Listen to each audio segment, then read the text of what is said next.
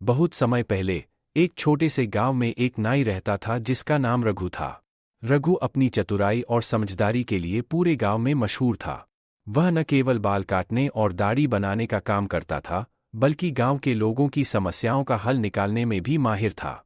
उसकी बातों में ऐसी मिठास और बुद्धिमानी थी कि लोग उससे सलाह लेने के लिए दूर दूर से आते थे।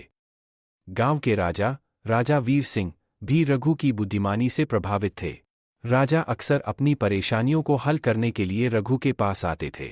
एक दिन राजा ने सोचा कि वह रघु की चतुराई की परीक्षा लें।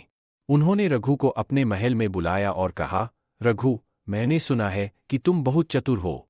आज मैं तुम्हारी चतुराई की परीक्षा लेना चाहता हूं। अगर तुमने मेरी समस्या का हल निकाल लिया तो मैं तुम्हें इनाम दूंगा, लेकिन अगर तुम असफल रहे तो तुम्हें दंड मिलेगा। रघु ने मुस्कुराते हुए कहा, महाराज, आपकी सेवा करना मेरे लिए सौभाग्य की बात है। आप जो भी समस्या देंगे मैं उसे हल करने की पूरी कोशिश करूंगा। राजा ने कहा, ठीक है, मेरी समस्या यह है कि मुझे अपने महल के बगीचे में एक ऐसी गाय चाहिए जो सोने का दूध दे। अगर तुमने इस काम को पूरा कर दिया तो तुम्हें मुंह मांगा इनाम मिलेगा। रघु ने थोड़ी देर सोचा और फिर कहा, महाराज, आपकी इच्छा अवश्य पूरी होगी, लेकिन इसके लिए मुझे कुछ समय और कुछ साधनों की आवश्यकता होगी। राजा ने सहमति में सिर हिलाया और कहा, तुम्हें जो भी चाहिए वह तुम्हें मिलेगा, बस मेरा काम पूरा करो। रघु ने सबसे पहले गांव के लोहार को बुलाया और उससे कहा कि वह एक ऐसा पिंजरा बनाए जिसमें एक बड़ा ताला लग सके। फिर उसने गांव के सबसे तेज दौड़ने वाले घोड़े की मांग की। कुछ ही दिनों में लोहार ने पिंजरा तैयार कर दिया और रघु को घोड़ा भी मिल गया। रघु ने पिंजरे को एक गाड़ी पर रखा और उस पर घोड़े को बांध दिया। फिर वह राजा के पास गया और कहा, महाराज, सोने का दूध देने वाली गाय तैयार है, लेकिन उसे पकड़ने के लिए मुझे इस पिंजरे और घोड़े की जरूरत होगी। राजा ने यह सुना और आश्चर्य से पूछा, तुम्हें पिंजरा और घोड़ा क्यों चाहिए? रघु ने जवाब दिया, महाराज, सोने का दूध देने वाली गाय बहुत चालाक और तेज होती है। उसे पकड़ने के लिए तेज घोड़े की जरूरत होगी और उसे बंद करने के लिए पिंजरा भी चाहिए।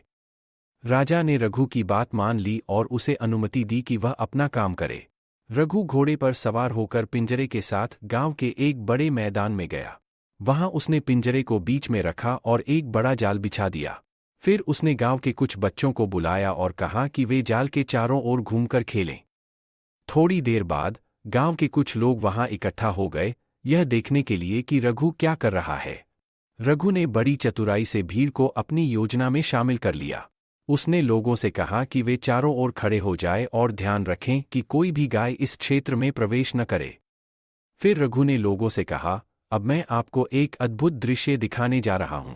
इस पिंजरे में बंद होते ही गाय सोने का दूध देने लगेगी, लेकिन ध्यान रहे, इसे पकड़ने के लिए आपको धैर्य रखना होगा। लोग उत्सुकता से इस अद्भुत घटना को देखने के लिए खड़े हो गए। रघु ने घोड़े की लगाम को खींचा और एक दिशा में दौड़ने लगा, जैसे कि वह किसी गाय को पकड़ने जा रहा हो। वह कुछ समय के लिए दौड़ता रहा, फिर अचानक घोड़ा रोक दिया और वापस आ गया। उसने पिंजरे का दरवाज़ा खोला और जाल के नीचे कुछ घास डाल दी, जैसे कि गाय को आकर्षित करने की कोशिश कर रहा हो।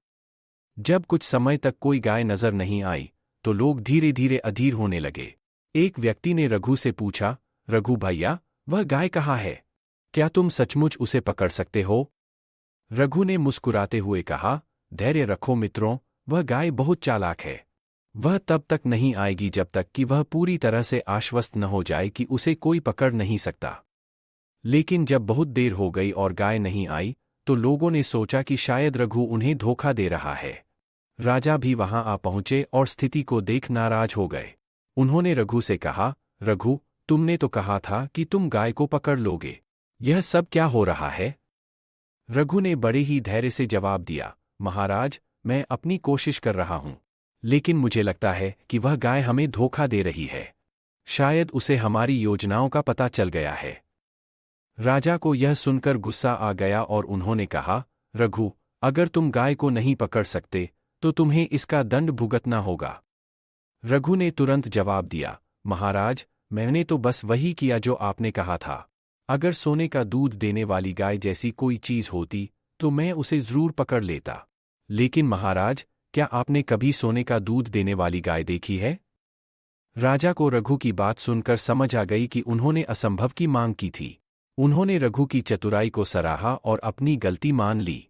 उन्होंने रघु को इनाम दिया और कहा, रघु, तुमने अपनी चतुराई और धैर्य से हमें सिखाया कि कभी कभी जो चीज़ हम चाहते हैं वह वास्तविकता में नहीं होती। हमें अपनी इच्छाओं को वास्तविकता के साथ जोड़कर देखना चाहिए। रघु ने विनम्रता से इनाम स्वीकार किया और कहा, महाराज, जीवन में धैर्य और समझदारी से ही हर समस्या का हल निकलता है। कभी कभी हमें असंभव को स्वीकार करना भी सीखना चाहिए। राजा ने इस सीख को दिल से लगाया और आगे से कभी भी किसी असंभव चीज की मांग नहीं की। गांव के लोग भी रघु की बुद्धिमानी के और भी प्रशंसक हो गए। इस प्रकार चतुर नाई रघु ने अपनी चतुराई से न केवल राजा को संतुष्ट किया, बल्कि सबको एक महत्वपूर्ण सीख भी दी। धैर्य, समझदारी और वास्तविकता को पहचानना ही जीवन की सच्ची बुद्धिमानी है।